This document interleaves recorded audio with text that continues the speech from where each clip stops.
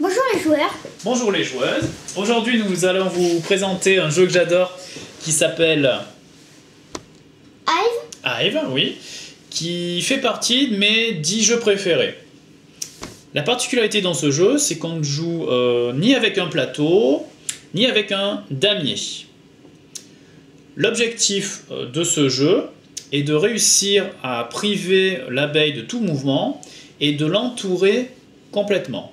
Nous allons vous présenter déjà les différentes pièces du jeu et leur quantité. C'est un jeu anglais d'abord. Alors nous avons 3 criquets. Alors montre un criquet, Alessandro. Et chacun nous avons les mêmes pièces évidemment. Nous avons 3 fourmis. Nous avons 2 scarabées. Nous avons 2 araignées. Et nous avons une abeille. Et nous avons le moustique. Et la coccinelle qui est ici en guise d'exemple. Au départ, nous allons, à chacun de nos tours, intégrer un insecte à la ruche, à l'espace de jeu. Donc par exemple, Alessandro a mis la coccinelle. Moi, je vais mettre le moustique. Ensuite, Alessandro va mettre un scarabée. Alors, justement là, ça permet de voir un petit point de règle important.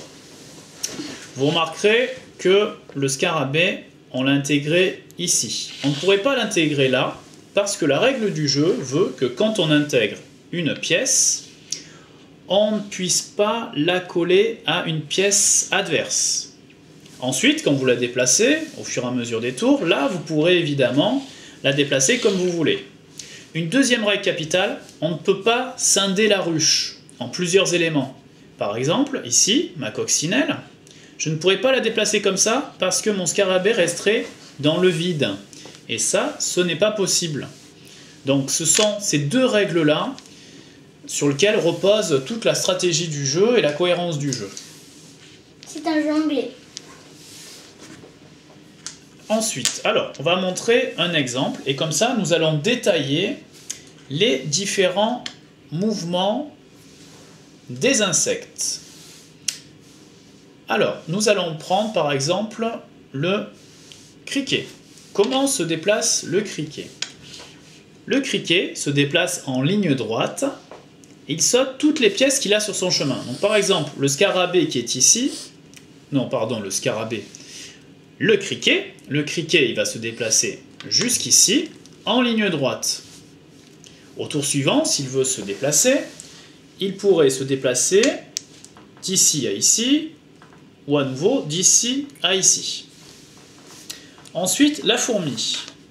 La fourmi, elle peut se déplacer, faire tout le tour de la ruche comme elle veut. Donc la fourmi est très intéressante parce qu'elle a la capacité de bloquer facilement des pièces adverses et elle peut se déplacer très facilement. Elle a un mouvement très malléable, donc très intéressant, la fourmi. Ensuite, le scarabée. Le scarabée, lui, il se déplace que d'une seule case, que d'un seul cran, on va dire, on va plutôt appeler ça des crans que des cases. Il se déplace d'un cran et il a la particularité de pouvoir grimper par-dessus les autres insectes. Donc par exemple, mon scarabée, il pourrait très bien se déplacer ici et finir son tour sur cette fourmi-là. Du coup, il la bloque. Mais il doit toujours se déplacer que d'un cran. Donc soit comme ça, soit en allant par-dessus un animal. Ensuite, on pourrait utiliser l'araignée. Alors, bah tiens, Alessandro, il va détailler l'araignée. Alors, Alessandro, comment se déplace l'araignée?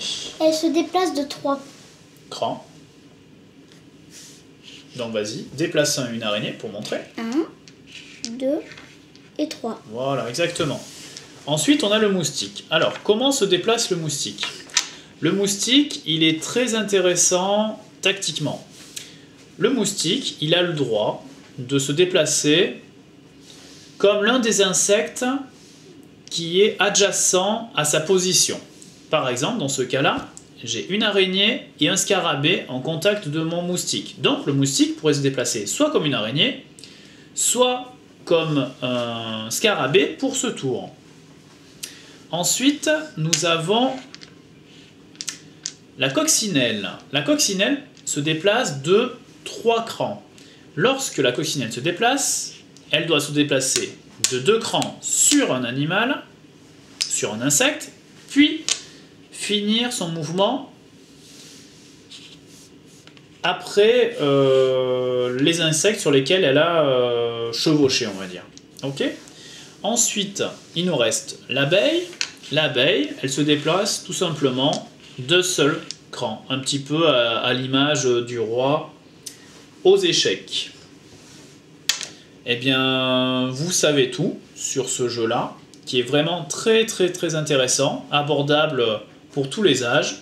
Et avec Alessandro, on vous le recommande vivement.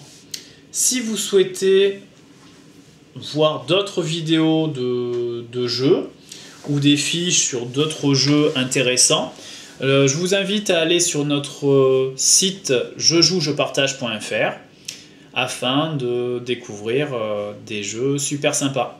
À bientôt! À bientôt!